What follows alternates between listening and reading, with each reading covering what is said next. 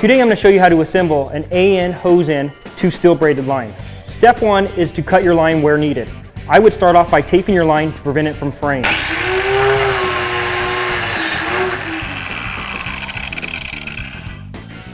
After cutting, remove your tape and get ready to assemble the line.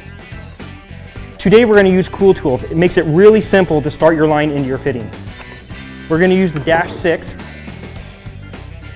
Insert your female end into the Cool Tool. Assemble. I like to put it in the vise just to make it a little easier. Take your line, push through. That's it. The final step is to assemble the two pieces together to make your line. I like to start off with little anti-seize on the threads.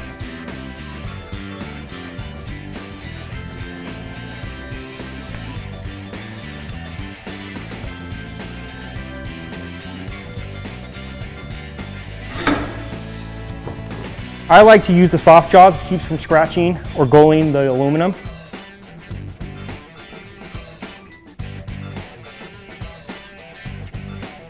Then continue to tighten until bottomed out. Once done, you got yourself a hose-in mated to the steel braided line.